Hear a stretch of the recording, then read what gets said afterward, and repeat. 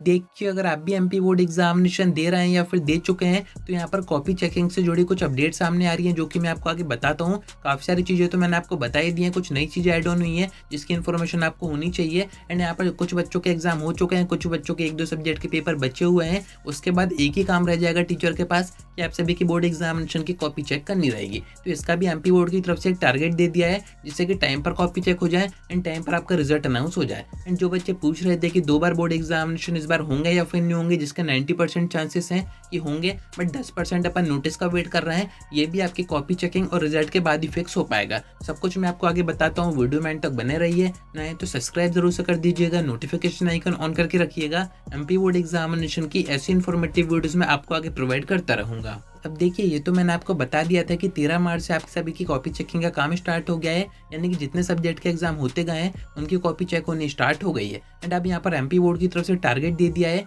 कि 45 डेज के अंदर आपकी कॉपी चेकिंग का काम खत्म करना है टीचर्स को। एंड यहाँ पर डेट बताई जा रही है 20 अप्रैल की, जो कि आपको इस अपडेट में बताया जा रहा है। यानी कि 45 डेज के अंदर अगर कॉपी चेकिंग का काम खत्म हो जाता है, जिसके ज़्यादातर चांसेस है कि हो ही जाएगा, क्योंकि इस बार 40,000 के आसपास टीचर आप सभी की कॉपी चेक कर रहे हैं। एंड इनका भी एक क्राइटेरिया रखा गया है कि जो भी टीचर कॉपी चेक करेगा उसको मिनिमम 4 ईयर्स का एक्सपीरियंस तो होना ही चाहिए। एंड यहाँ पर कॉपी चेक करने से पहले जो नए टीचर आ रहे हैं उनको यहाँ पर 3 घंटे की ट्रेनिंग दी जा रही है, प्रशिक्षण दिया जा रहा है, जो कि मैंने आपको बताया था कि इसमें टीचर को क्या क्या बताया जा रहा है। यानी कि सीधी सी बात है, सॉफ्ट चेकिंग के आदेश दिए गए हैं। बच्चे के अच्छे से अच्छे नंबर आए, ज़्यादा बच्चे फेल ना हो, बच्चे अगर बाउंड्री पे उनको पास कर दिया जाए, ऐसी कुछ चीज़ें थी जो कि ट्रेनिंग में टीचर्स को सिखाई जा रही हैं। अब यहाँ पर आप देख रहे हैं कि 20 अप्रैल की आपको डेट दी जा रही है कि कॉपी चेकिंग का काम खत्म हो जाएगा। इसको अगर अपन अपनी तरफ से भी एक्सटेंड करें, पूरा अप्रैल अगर अपन कॉपी चेकिंग को दे दें, तो आपका जो रिजल्ट है, जो कि काफ़ी बच्चे पूछ भी रहे थे कि एक्सपेक्टेड कब तक है, तो उसकी तो अभी एमपी बोर्ड ने भी एक्सपेक्टेड डेट नहीं बताई है। क्योंकि ऐसा नहीं होता है कि कॉपी चेकिंग का काम खत्म हुआ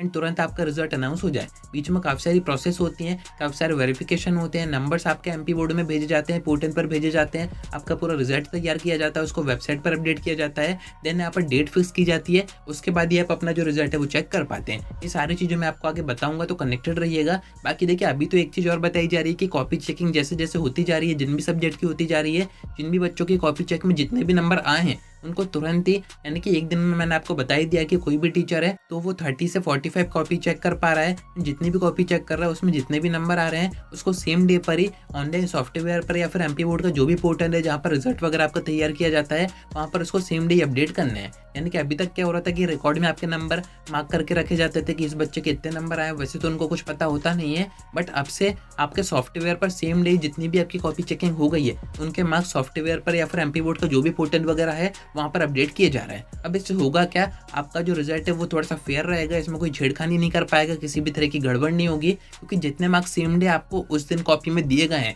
वही के वही इस दिन एमपी बोर्ड तक पहुंच जाएंगे कि इस बच्चे के इतने मार्क्स आए थे। यानी कि जो नंबर एक बार एमपी बोर्ड में भेज दिए, जो भी पोर्टल पर अपडेट होगा एक बार, फिर उसी से आपका रिजल्ट बनाया जाएगा, उसमें कोई भी चेंजेस नहीं होंगे। एंड इस बार टीचर को भी ये इंस्ट्रक्शन दिए गए हैं कि आपको बच्चे की कॉपी में किसी भी तरह की मिस्टेक नहीं करनी है। अगर मिस्टेक पाई जाती है तो 100 रुपये का फाइन है, जो कि मैंने आपको बता ही दिया था। तो टीचर इस चीज़ से भी बच रहे हैं कि बच्चे की प्रॉपर चेकिंग की जाए, प्रॉपर उनकी मार्किंग की जाए। जितना पेपर उन्होंने किया है, पूरा पेपर किया है तो उनको पूरे नंबर दिए जाए, एंड अगर कम पेपर किया है तब भी उनको पास किया जाए। काफ़ी सारी कोशिश इस बार की जा रही है, तो हो सकता है कि इस बार के बोर्ड एग्जामिनेशन का जो रिजल्ट है वो इंप्रूव हो पाए। वो सब अपन आगे देखते हैं। ये कुछ अपडेट्स आ रही थी मेन जो कि मैंने आपको बता दी हैं। बाकी इस बार टीचर की संख्या भी ज़्यादा है, 40,000 के आसपास टीचर हैं, तो चांसेस यही है कि आपका जो रिजल्ट है वो भी टाइम पर आ जाएगा। एंड इसका एक रीज़न और हो सकता है, एमपी बोर्ड ने कह दिया था कि 2 बार बोर्ड एग्जामिनेशन हम इसी सेशन से कराएंगे, यानी कि 2025 में ही कराएंगे। काफ़ी बच्चे कमेंट करके पूछ भी रहे थे इस बारे में, तो मैं आपको बताऊँ 90% चांसेस अभी भी हैं कि आपके बोर्ड एग्जामिनेशन 2 बार ही होंगे। अब दूसरी बार में क्या क्या होगा वो आप इस वीडियो के थ्रू समझ सकते हैं, मैं आपको डिस्क्रिप्शन में दे दूंगा, सारी चीज़ें मैंने आपको बताई थी।